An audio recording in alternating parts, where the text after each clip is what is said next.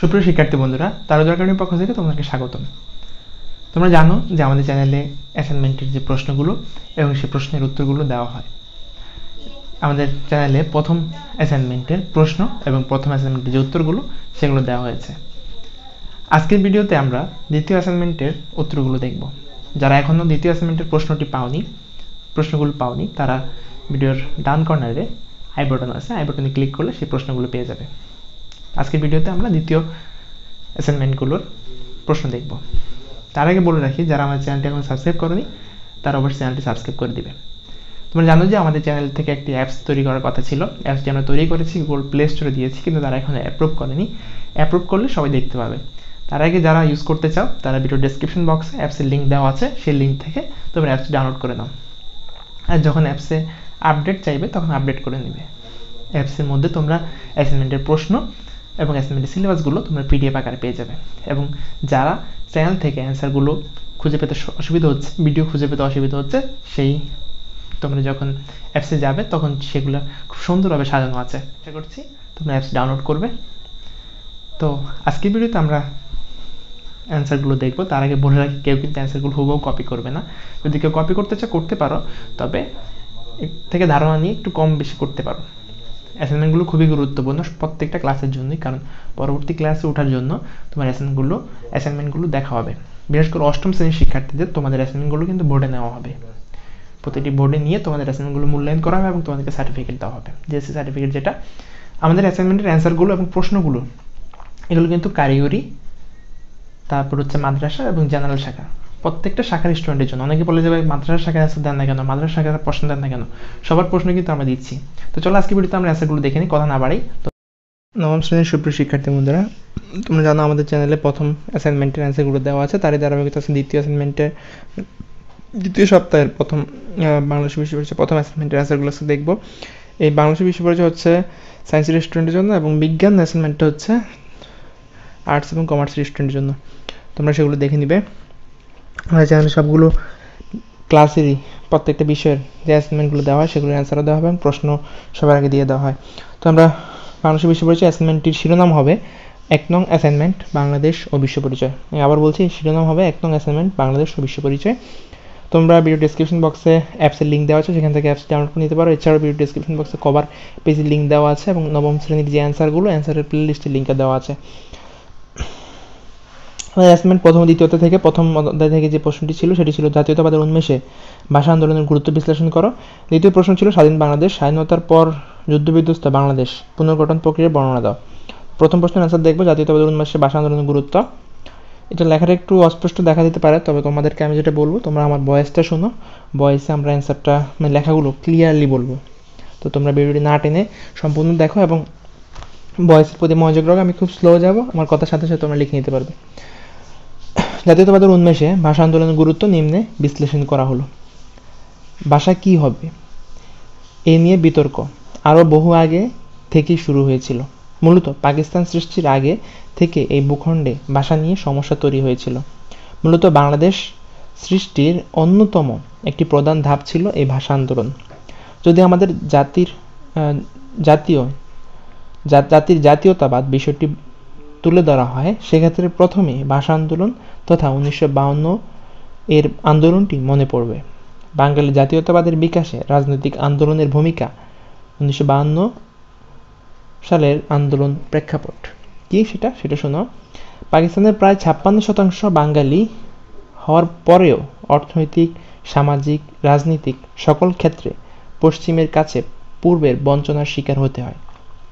তবুও তখনকার পূর্ব পাকিস্তানের রাজনৈতিক দলগুলো খুবই গুরুত্বপূর্ণ ভূমিকা পালন করেছিল। মুসলিম লীগের দ্বিজাতি তত্ত্বের ধ্যান ধারণা থেকে বের হয়ে প্রগতিশীল বাঙালি জাতীয়তাবাদী চেতনায় উজ্জীবিত হয়ে আওয়ামী মুসলিম লীগ গঠন করা হয়।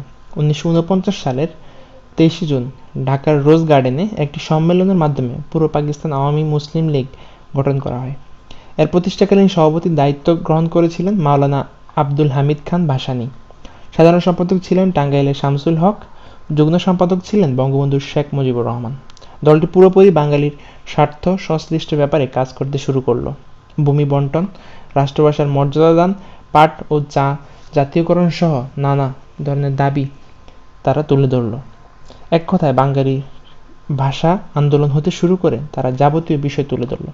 এসব দাবির কারণে দলটি ক্রমে ক্রমে আরও জনপ্রিয় হতে শুরু করলো। তার প্রেক্ষিতেই পশ্চিম পাকিস্তান সরকারের হুমকির মুখে পড়তে হয় মুজিবকে।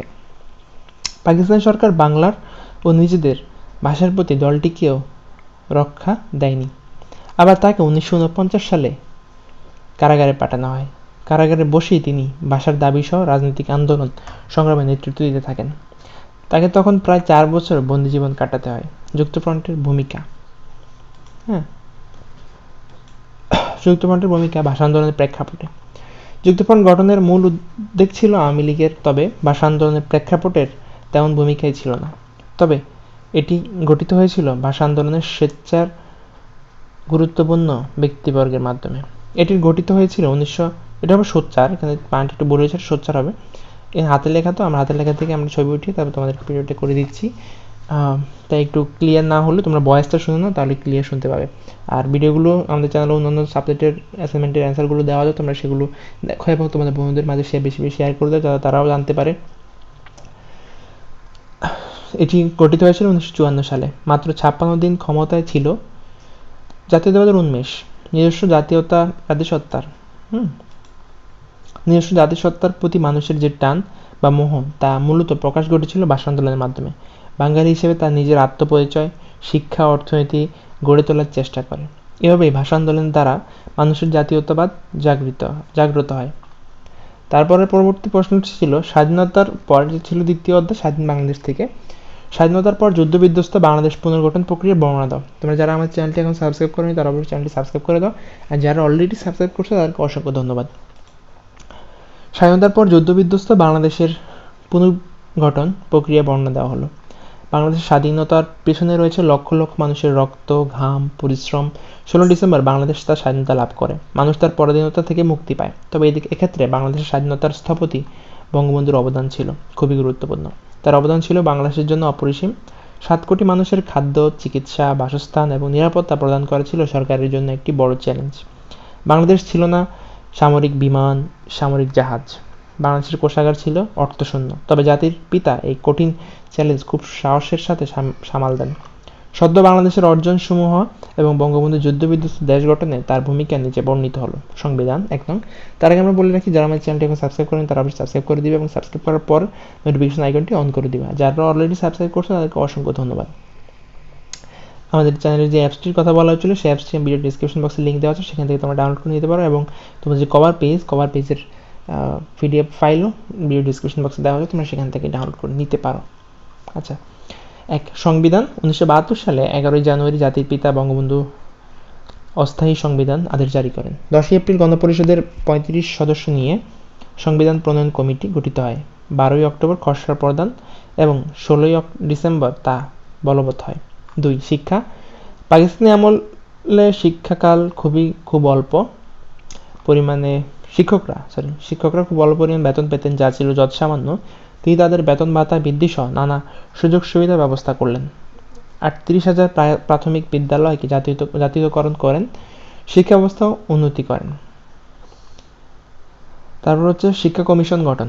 ডক্টর কুদ্দুতী খোদাকে প্রদান করে শিক্ষা কমিশন গঠন করা হলো। 3 রিলিফ রেশনিং। তিনি ক্ষতিগ্রস্ত পরিবারদের কম্বল, অর্থ, খাদ্য বিতরণ কর্মসূচি চালু করেন। ন্যায্য মূল্য পণ্য পাওয়ার জন্য তিনি রিলিফ রেশনিং ব্যবস্থা চালু করেন। 4 দ্বিতীয় বিপ্লবের কর্মসূচি। সীমাহীন ক্ষতির মুখে বাংলাদেশ তখন হঠাৎ বিশ্ববাজারে খাদ্য ও তেলের দাম বৃদ্ধি পায়। দেশে খাদ্য সংকট তৈরি হয়। এ সময় তিনি সংবিধান প্রণয়ন কমিটি গঠন করেন। 12 অক্টোবর খসড়া প্রদান এবং 16 ডিসেম্বর হতে তা বলবৎ হয়। আমরা এখানে একটু ভুল করেছি। আচ্ছা, এখানে আমরা আবার একটু নিয়ে এসেছি। এ সময় তিনি গণমানুষের জীবন মান পরিবর্তনের একটি ব্যবস্থা প্রবর্তনের উদ্যোগ নেন। এটিকে তিনি দ্বিতীয় বিপ্লব বলে আখ্যায়িত করেন। 5 অর্থনৈতিক। বঙ্গবন্ধুর একটি অন্যতম পরিকল্পনা ছিল অর্থনৈতিকভাবে সমৃদ্ধ করার জন্য পঞ্চবার্ষিক সরকার পরিকল্পনা গ্রহণ করা। তিনি এই দেশকে নতুনভাবে গড়ে তোলার জন্য বাণিজ্য, শিল্প, কৃষিখাতকে ঢেলে সাজানোর উদ্যোগ গ্রহণ করেন। 1972 সাল পর্যন্ত সকল বকেয়া সুদসহ কৃষি জমির খাজনা মওকুফ করেন। অতএব বলা যায়, উপরিউক্ত কার্যক্রম ছাড়া আরও বহু কর্মকাণ্ডের মাধ্যমে জাতির পিতা স্বাধীনতার পর যুদ্ধবিধ্বস্ত দেশ গঠনকে ত্বরান্বিত করেন। এভাবেই প্রতিষ্ঠিত হয় লাল সবুজের বাংলাদেশ। তাহলে এই অ্যান্সার দেওয়ার সাথে সাথে আমাদের বাংলাদেশ বিশ্ব পরিচয় প্রথম অ্যাসাইনমেন্টের অ্যান্সার শেষ হলো।